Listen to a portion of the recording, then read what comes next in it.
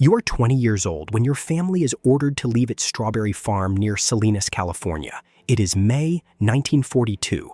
The plants are beginning to flower. Your father says the harvest would have been the best in years.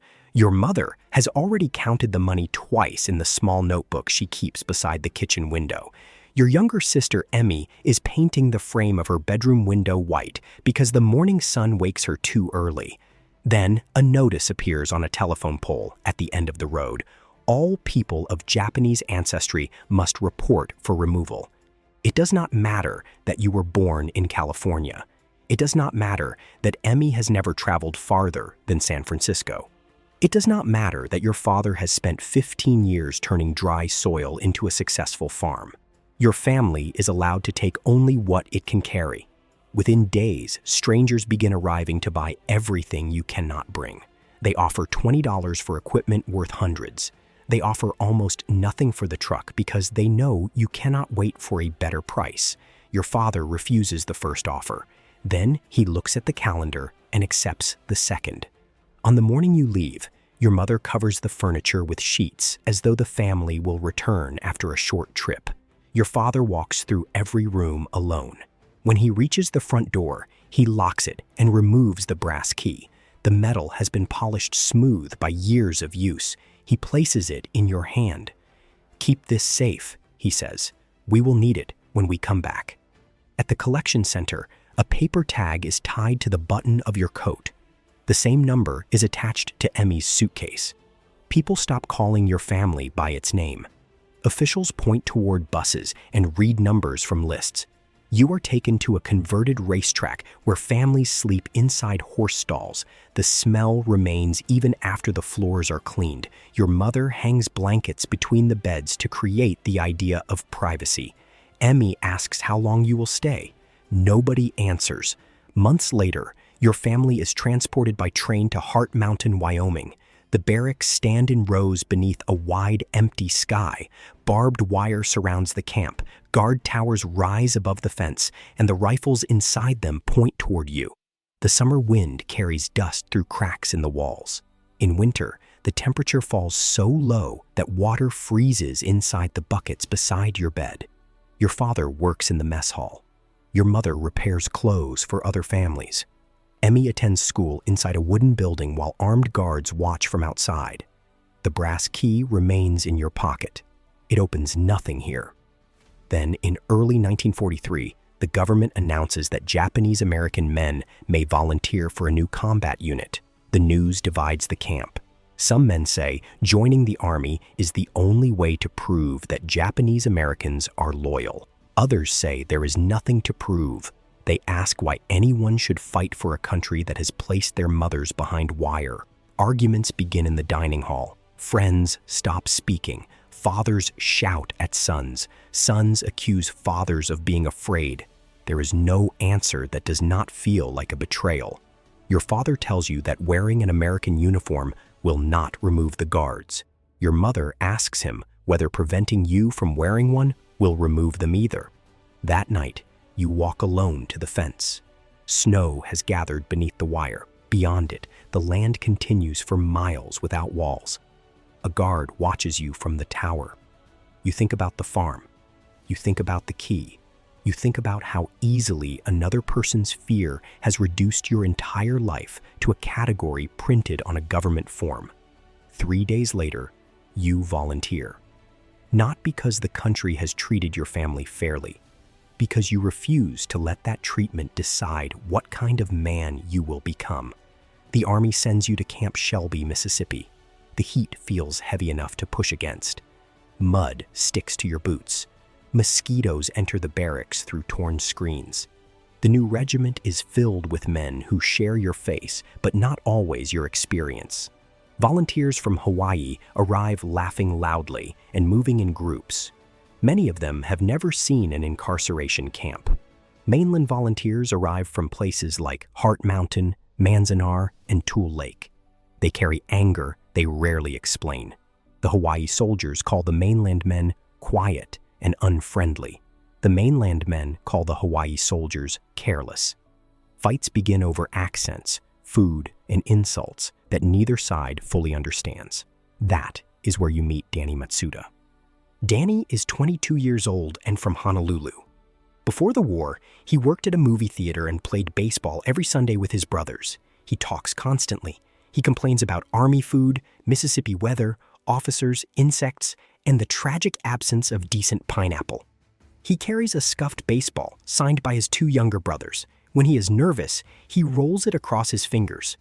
During your first week, Danny makes a joke about mainland soldiers living comfortably in government camps. You hit him, he hits you back. Both of you spend the night cleaning the floor of the mess hall. Weeks later, the Army takes several Hawaii volunteers to visit one of the incarceration camps. Danny sees families living in wooden barracks. He sees children standing in line for food and elderly women carrying coal through snow. When he returns, he sits beside you without speaking. The next morning, he tosses you the baseball. You catch it and throw it back. Neither of you mentions the fight again. Training slowly turns the regiment into one unit. You march until the skin separates from your heels. You crawl beneath wire while machine guns fire above you. You learn to shoot, dig, climb, navigate, and move while carrying more equipment than seems possible. The Army teaches you how to survive battle. The towns outside the base teach you something else. Some restaurants refuse to serve you. A shopkeeper tells you that the uniform does not make you American. You look down at the flag stitched onto your shoulder and realize that a uniform can change what your country asks from you without changing what everyone thinks you are. By spring 1944, the divisions inside the regiment begin to disappear. Men from Hawaii share food sent from home. Mainland soldiers write letters for men who struggle with English. Accents turn into jokes instead of insults. Danny teaches Emmy's name to everyone in the squad because he says a soldier should know the name of the person waiting for his friend. Then your orders arrive. You are going to Europe. Before you leave, a letter comes from Heart Mountain. Emmy has drawn the old farmhouse from memory. The roof is too large, and she has placed the barn on the wrong side, but the white frame around her window is exactly right. At the bottom of the page, she has written one sentence. Bring the key back. You tie the key to a cord and wear it beneath your uniform. In June 1944, you arrive in Italy. The villages near the front look as if a giant hand has crushed them. Roofs are missing. Church towers are split open. Families live in rooms with entire walls gone. The hills appear peaceful from a distance. Then artillery begins. Your first real barrage arrives before sunrise. The earth jumps beneath your body. Branches break overhead. Dirt falls down the back of your collar. You expected fear to feel like screaming. Instead, it feels like noticing everything. An ant crawling across your sleeve. The dry taste in your mouth. Danny's hand squeezing the baseball inside his pocket. A sergeant points toward a rocky hill covered with brush. German soldiers are dug in near the top. Your unit must remove them. The order sounds simple when spoken. Then the machine guns begin firing. You run uphill through grass and broken stone. Bullets strike the ground and send dirt against your trousers. The soldier in front of you falls backward. His hand closes around your boot. You stop. Danny dives beside him and shouts at you to help. Together, you drag the wounded man behind a low stone wall. Blood runs beneath his jacket, but he is still breathing. A medic crawls toward you. The hill remains above. You release the soldier's straps and continue climbing. Hours later, your company takes the position. There is no cheering. Men sit between empty cartridges and ask for water. Others search the ground for friends who have not answered. Behind a broken wall, you check the cord around your neck. The brass key has a fresh dent across its edge. A small piece of metal has struck it without cutting through. Danny examines the mark. That house really wants you back, he says. That night, you write to your family. You describe the Italian sun, the stone buildings, and the coffee you smelled from a distant kitchen. You do not describe the hill. The regiment continues north. Every ridge hides another ridge. Every field may contain mines. Every empty building feels occupied until someone enters it. You learn to identify weapons by sound. You learn that the loudest shell is not always the closest. You learn that a man can fall beside you without making a sound. A replacement named Paul Watanabe joins your squad near the end of summer. Paul is 18, though he looks younger. His boots are clean. His helmet has no scratches. He asks everyone how many Germans they have killed. Danny gives him half a chocolate bar. Then he tells him not to ask that question again. Paul wants to win medals. He says he will bring them home and place them on his mother's wall. 2 weeks later, mortar fragments tear through his leg and shoulder. As medics lift him onto a stretcher, he keeps apologizing. He has lost the company radio. You tell him that the radio does not matter. Paul grabs your sleeve and asks you to find it. His fear is not that he may die. His fear is that someone will think he failed. The medics carry him away before you can answer. By autumn, you stop measuring time with dates. You measure it with dry socks, hot meals, letters from home, and the distance to the next position. Then, your regiment is transferred to France. The men celebrate because France sounds closer to Germany and Germany sounds closer to the end. No one has seen the Vosges mountains. October brings cold rain and dense forests. Fog settles between tall pine trees. Mud swallows boots. Hills rise so sharply that men climb using tree roots. The enemy can be 20 yards away and completely invisible. Artillery shells explode in the branches, throwing metal and splintered wood downward.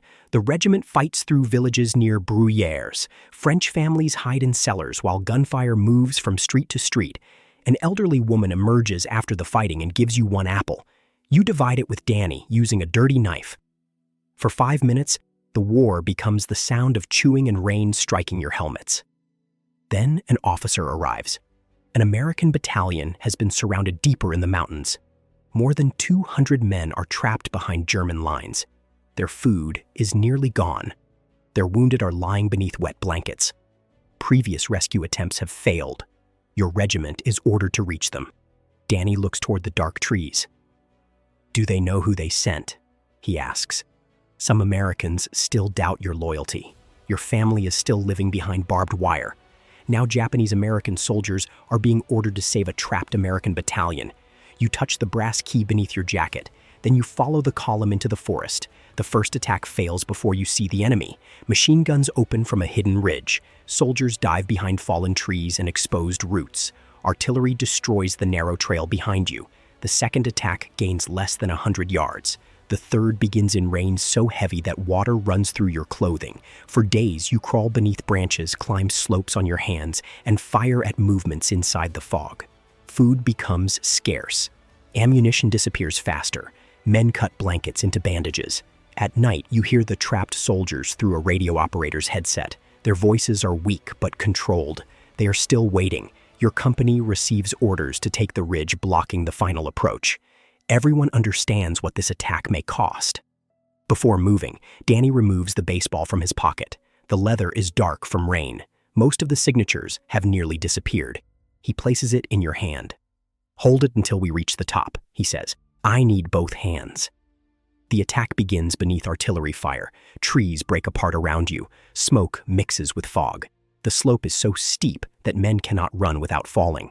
You climb past abandoned equipment, shattered branches, and men who will not continue. A grenade lands in the mud near Danny. You kick it downhill. The explosion throws both of you against the earth. Your ears ring. Your mouth fills with dirt.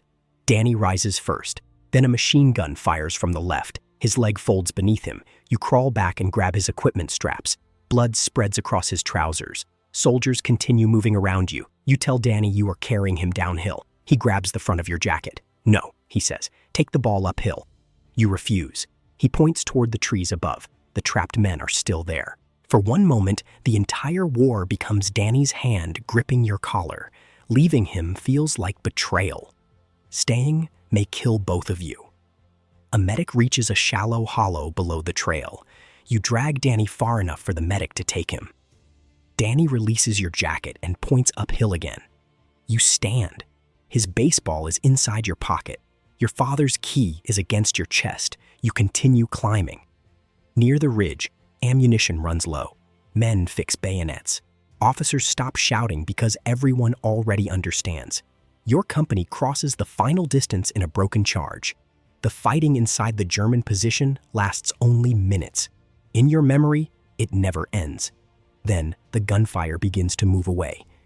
Beyond the ridge, exhausted soldiers appear between the trees. Their clothes are soaked. Their faces are hollow. Some can barely stand. One man shakes your hand and begins crying before he says a word. You expected the rescue to feel like victory.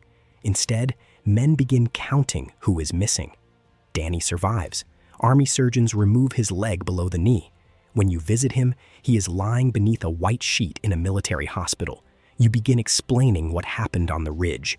He interrupts you and asks for the baseball. You remove it from your pocket and place it in his hand. A dark cut now crosses the leather. Danny studies it. "You dropped it," he says. "You were shot." That was not the question. For the first time in weeks, both of you laugh. Then Danny turns the ball slowly between his fingers.